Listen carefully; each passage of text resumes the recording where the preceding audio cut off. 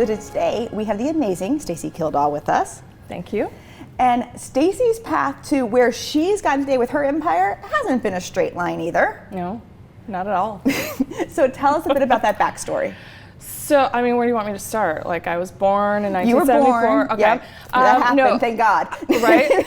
So, no, it started back, I think I was working full time.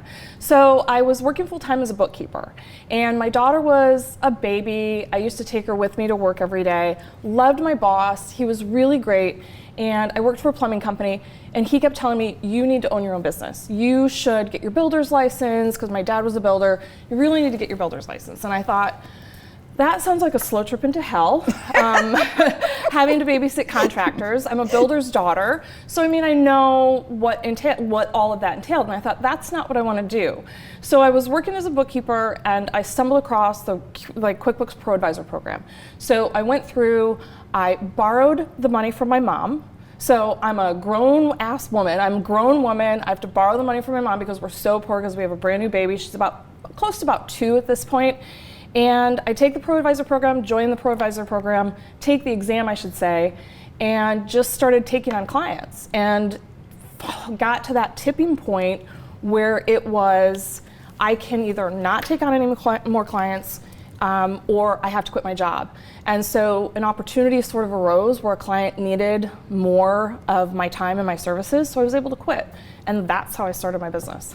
And your business has grown from there, because it's not just a team of one. It is not just a team of one. There is myself. I have a business partner now, Shannon Ferris. She's amazing, and I wouldn't be able to live without her.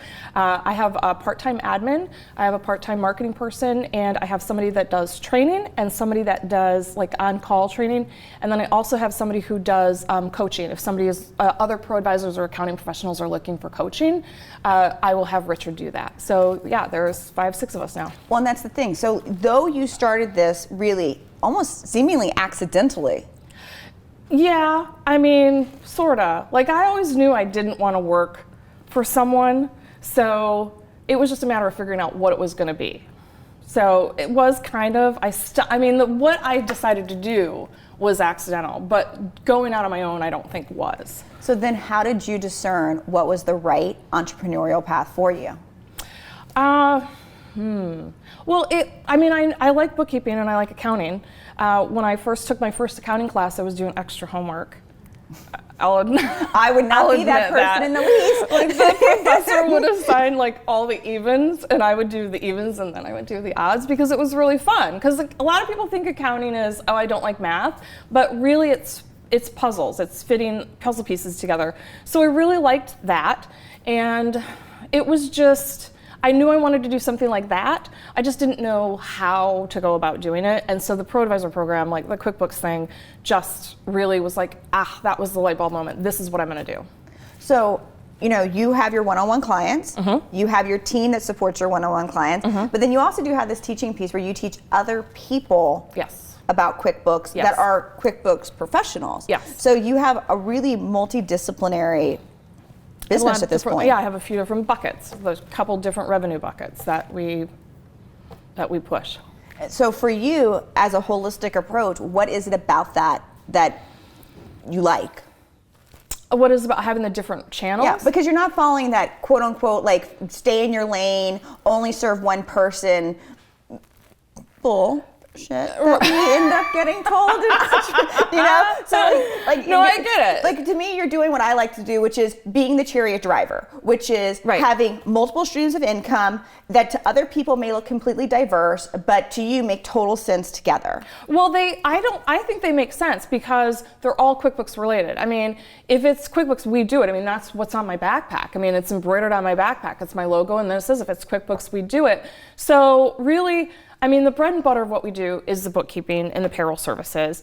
And then the training stuff is really sort of, when it comes up, I take it. So I don't really push that so much, especially working with other accounting professionals.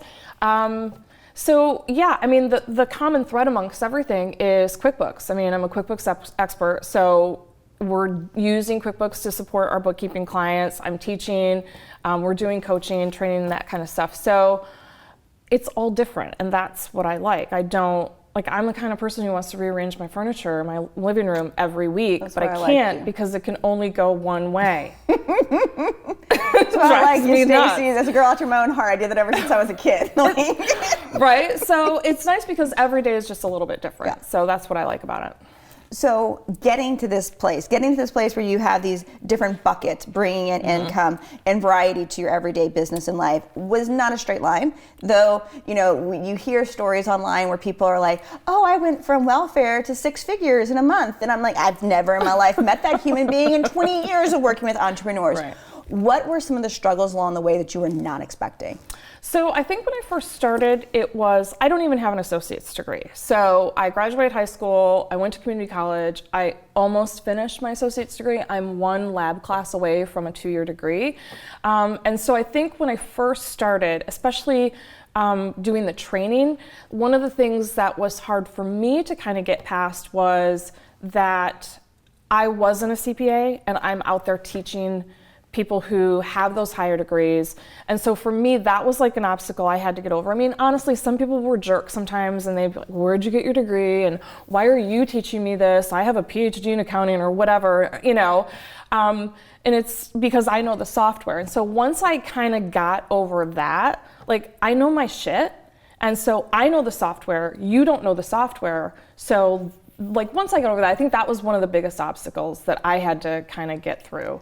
I think that's an obstacle for most entrepreneurs because most entrepreneurs, whatever their degree is in, I kind of joke with people, what's your degree in? Right. Because whatever their degree in is nothing 90% of the time of what they're actually doing. Right. And so it does throw people for a loop to say that I don't have the letters behind my name or the paper to back it up. And it's like, but if you're good at your shit, that's all that matters in the end. Yep. But then you do go on interviews. I was actually just on one and they're like, so what makes you qualified to do neurohuman branding? It's like, are you a neuroscientist by profession? And I was like, nope, my degree is in interior design. I've been doing it for 20 years. Right, exactly. I know how to make the system work. Right.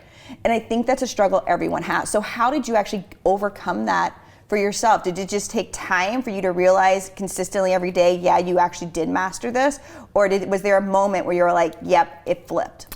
I think part of it was my dad. So when my dad passed away, right before he died, he told me, he's like, out of all my kids, you're the only one that I've never worried about.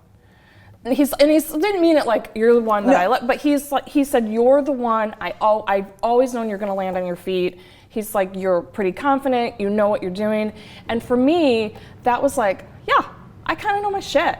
And so I just sort of owned it and realized also I think right around the same time as when I first dyed my hair, because normally my hair is either pink or it's teal or it's purple or it's a combination. And this is very vanilla for Stacy. It's very, very plain. Very plain. So it was also right around that time that I dyed my hair. I started dyeing my hair pink. It was really long and mostly blonde, and I put pink in my hair. And I think at that point I realized, if I know what I'm talking about, and if you have a problem with the fact that I don't have a degree in accounting, then there's nothing I can do about that. That you got your own issues, probably entire subscriptions. Like there's nothing I can do about it. I'm just gonna go do my shit and then not worry about it. And so I haven't really looked back since then. Well, and since then you've just grown. It's not like having that, this standing your ground actually shrunk your business. No, it's absolutely like that was when everything sort of fell into place. When I was like, I got this. Like this is who I am and this is what I'm doing. And I mean, opportunities just, I think once you're confident in what you're doing, it's easier for you to recognize and grab the opportunities that come to you, rather than, because if you're not, sometimes it's hard for you to have that clarity and realize, or maybe you're kind of wondering, should I do this or can I do this? And when you have that, like, this is me and I got this, it's easier for you to say, this is a great opportunity, I'm jumping on this. Totally agree. And so Stacy and I actually met years ago. Yes. We were trying to figure it out. I still don't exactly know. It feels like forever, but I don't actually think it has been forever. It's not forever. I think it's been under a decade, but it feels like longer. And we actually met. Right? I know, right? It does feel like a really it feels like time. longer, but it's been under a decade. I count everything by the divorce. So I'm like, wait, she knew me post-divorce. It was right before. I think right after I met you, you had, like, right after you went home and you're like, yeah, we're getting a divorce. Yeah. It was that first event that we did. You know, and that's the thing. We met an entrepreneurial event. Yes, we did. And I think there's blessings in going to entrepreneurial event and meeting other entrepreneurs, but I think there's an awful lot of curses that can come because you get yourself, it's easy to get yourself lost and confused because of this expert's information. And so it's hard to, on some level, keep on point. Yeah. But you've been able to do that. Not to interrupt, but I'm going to interrupt. Go ahead. But you also tend to, like, compare yourself. You almost can't not. And I just had this conversation with my best friend, and there's somebody else that we know that's kind of doing what they're doing, and she said, I'm really jealous that this other person is, like, doing as much billing as I am, and it took me 3 years to get to that, and it only took this person 6 months. And I said, why are you comparing yourself to that person? You had the highest billing the last 2 months that you've had in the 3 years. You're kicking ass. Why? Stop comparing yourself. And I think when you go to those events, it's really hard to not look around and say, oh my gosh, all these people have their shit together. But I guarantee when you peel away some of those layers, they really don't. They really don't have their shit together. And some of them do, but some of them... 99% of them don't. Let me tell you now, from doing so many speaking tours, 99% of those people don't have their shit together. Right. But what's interesting is that, you know, so to your point, it's interesting is that, you know, people all say, oh, I do what you do. And you're like, no, you don't. And sometimes it's hard, at least for me, it's hard not to, like, have my ego rise up and be like, excuse me? I just had this happen. It's so funny. There was, like, this conversation that I think it was, like, on Twitter, it was on some social media thing where there was a bunch of people talking about, oh, you know, we're just guessing and we're trying to figure out our way and we don't really know what we're doing. And they kept tagging me in it, and I thought, why are you tagging me in this shit? Like, I know what I'm doing. Like, my gross rev is up 34% year over year. My net income is up 101% year over year. Like, I kind of got my, like, for the first time in 15 years, I got my shit together. Please don't lump me in with your I don't know what I'm doing. So it's so funny that you mentioned that because it just happened. It's always fun. You know, it's a great experience. You always learn there's another level to your ego at that point. Right. But back to the original question, which is that when you go to entrepreneurial events, it's hard to, when you're listening to the experts, because you're there because you know you don't know everything. Right. How do you keep yourself on course to discern this is right information for me to take in, or this is going to be sounds great, sounds lovely, but it's a rabbit hole that's going to take me away from where my real core's at? So what I try and do when I go to those things is I know that not everything that the person who's on stage is saying is going to be applicable to what I'm doing. And so what I try and do is cherry pick the things that I can take back and put into action, or at least try and see if they're going to work for me. And I also go to conferences and those events with a very specific idea of what I want to get out of it. And I think whenever you go to any kind of conference or any kind of event to sort of gain knowledge for your business, it's really important for you to have a goal. I want to get better at marketing. I really need to figure out how to fix my branding. I need to figure out my back office, like what my processes and my workflow is going to be. And I think that's really important, is to have a plan before you go into it so that you don't, it's not like squirrel, like you don't get so distracted by stuff that's not really what your business needs right now. So that's what I try and do. And I know that not, like I said, not everything that somebody says is going to be 100% applicable to what I'm doing. So I usually, what I've done is the things that they say that make me think, oh, I need to remember this. That's the stuff that I write down, and I don't type my notes. I bring a handwritten notepad and I write it down, because the stuff that I write down is the stuff that's going to be relevant that I want to follow up on when I get back to my office, when I get back home. Completely agree, because it's too easy, especially if you're coming in to the place of, I'm open to anything. When people tell me I'm at an event and I'm open to anything, I get scared. Because the problem is there's so much information that's going to be coming your way that you will go down rabbit holes and you will not get back up for 2 to 3 years of you're like, oh, I should not have done that. That was like the wrong thing to implement. Right, or it's the situation that I refer to as Mount St. Laundry, where in our old house, we had a laundry chute, right? So I don't know if you grew up with basements, but I live in the Midwest. I live in Louisiana. We bury the dead above. Right, because they float. That's right. So we have basements. And so in my old house, our laundry was in the basement. And so the house was so old, you can't do this now because it's code, but we had a laundry chute, which is basically just a little hole in the wall, ductwork, drop your laundry down. So you keep doing that, and then I'd go downstairs to feed my cats, and I'd see this pile of laundry that's hip high. And you look at it and you look at it, and it's overwhelming, right? Because there's so much of it. Or like when you have a toddler and you put too much food on their plate, they're gonna end up not eating because it's overwhelming because there's so much there. So I feel like that is kind of a Mount St. Laundry situation where you've soaked in all of this information at this event, and it's overwhelming and you don't know where to start, which is why it's really important to say, okay, I'm going into this because I need technical training on this particular program or app, or I need marketing, or I need, how do I figure out my branding, and what do I need to do? So you have to have a focus point when you go to those events. Well, and you'll lose yourself. If you're not really clear about who you are and really grounded in that and give yourself a focus point, it's too easy to lose yourself and be like, oh, I should do it this way. Yeah. And that seriously becomes a rabbit hole. It really does. So along this process of being an entrepreneur, everyone says business isn't personal. Business feels personal, branding's personal. I think branding is really personal, especially if you're a service provider like you and I. Yeah. It's 100%, like I am my brand, so it's personal.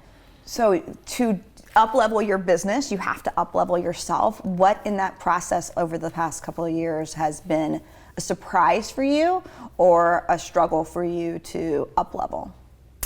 Ooh, that's a good question. I think for me, in just running my business in general, the thing that I have learned, and I'm trying to teach my kids this, is you don't always have to engage. So my rule is I ask myself 3 questions. If I get an email or I get a text, or even if I'm having a conversation with somebody, I'll ask myself 3 questions. 1, is it going to change the situation? If I respond, is it going to change the situation as a whole? And the second question is, if I respond, is it going to change this other person's behavior? And the third one is, if I respond, is it going to do anything other than make myself feel better? And I've been trying to teach my kids this. Like, you don't have to, and if the answer is no to any one of those, I just don't reply to the text. I don't respond to the email. I disengage from the conversation entirely.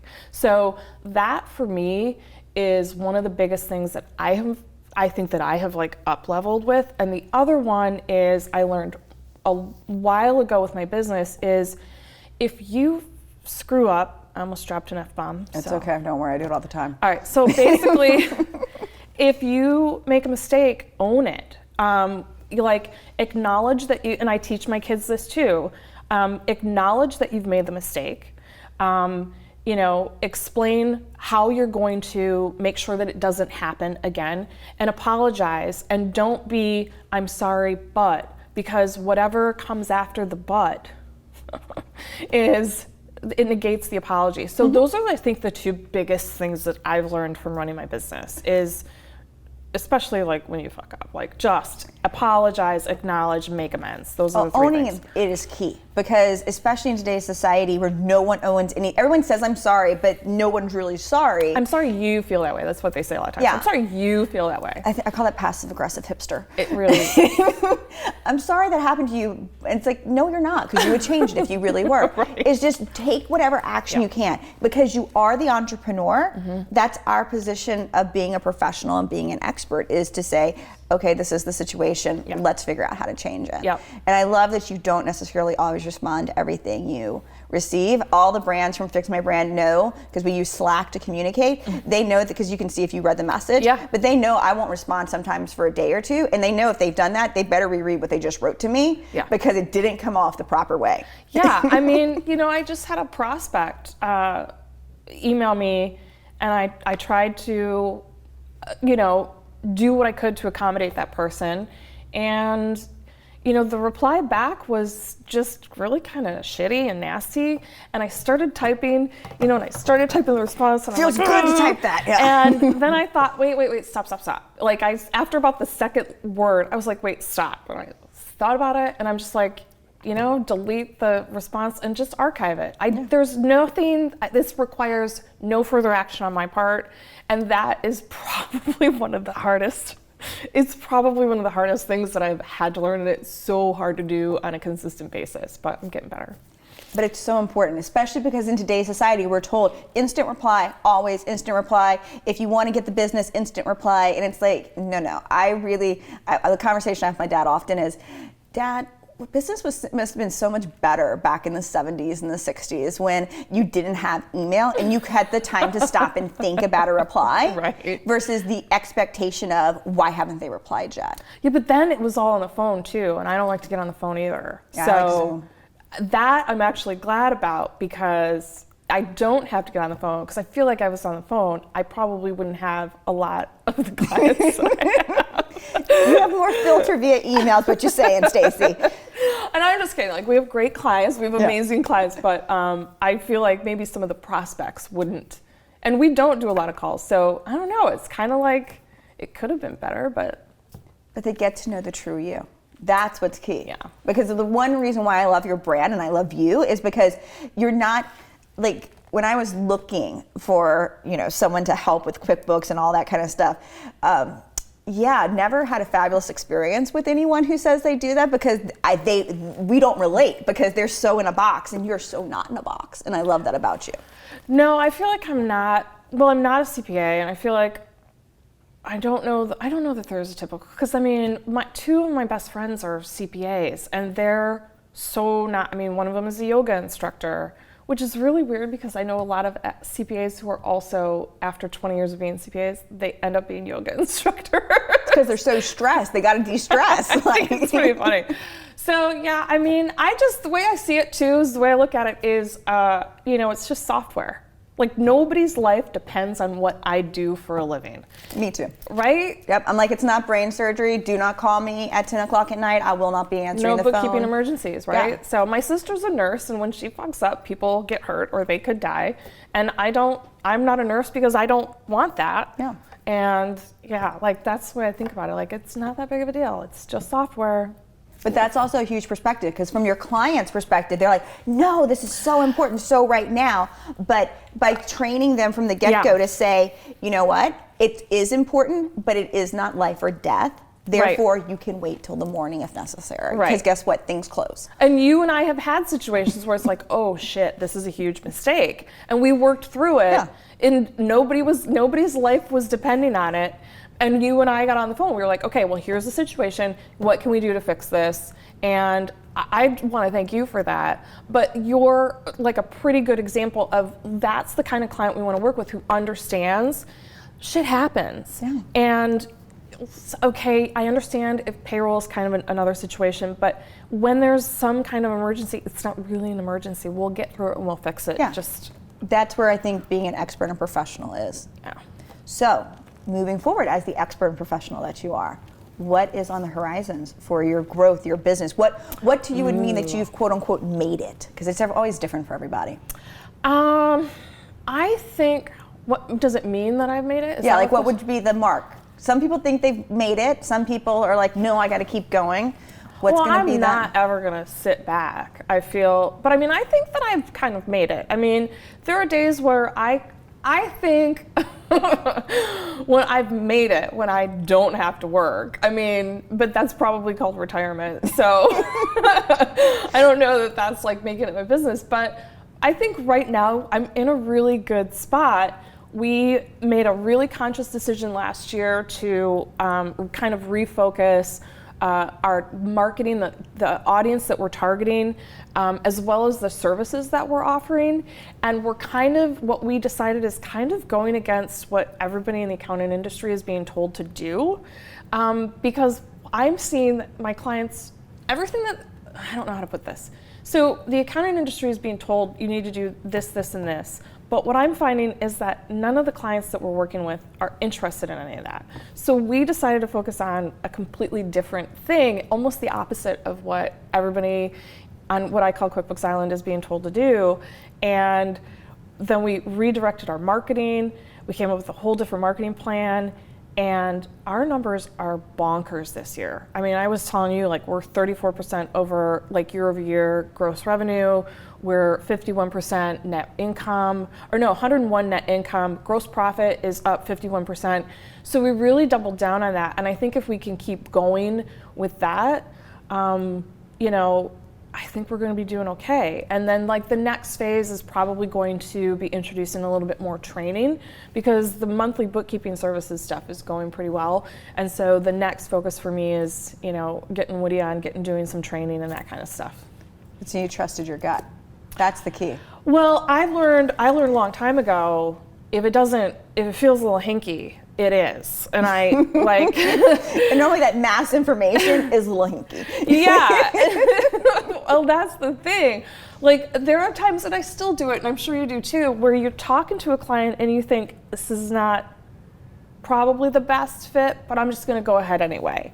And then 6 months down the line, Shannon and I always have a conversation. We use Slack too. We'll have that conversation, and I'll say, I knew I shouldn't. Well, I'll scroll back, and I'll find the message, and I'll say, I'll tell her, and we do it together all the time. I'm like, when I put in messages like this and then tell you I'm going to go ahead and do it anyway, remind me of that. And she's like, I know I always do, and then you still go ahead and just do it. So, like, she's really good at trying to keep me on track, but I just kind of bulldoze through stuff. So that is kind of, I mean, I need to try. I do, but every once in a while. It's hard because there's shiny object syndrome. Is it the money? Is it the potential, growth? Like, it's kind of like, we just had a situation where we had a client ask for something, and I said to Shannon, is this something we want to do?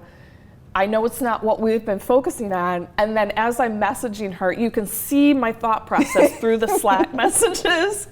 And the last one was like, never mind, I'm going to refer this out. And I'm like, thanks for your help. She says, I didn't even say anything. I'm like, I know, I just needed to work through that. So that's the thing. And you try it better, but every once in a while you're just like, ooh, I want to do that. Okay, yes. And then it's a mistake. So it's always an evolution. You always should trust your gut. Yeah, but it's an evolution because you think you're doing it, and then you realize, wait, there's a new level of trusting my gut that I could be doing. Wait, I didn't know that existed. Exactly. So funny. Well, thank you so much for joining us. Thank you for sharing your Empire story and what you're building with us, because I love hearing every different woman's perspective on what it is that she's building and how she's getting there. So thank you. I appreciate it. So that's my plan, is to take over the world one QuickBooks file at a time. And if you seriously need QuickBooks help, this is the woman I trust, so this is the woman you should trust as well. Just FYI, personal opinion. So we will see you guys here next week for another episode of EmpiHER TV.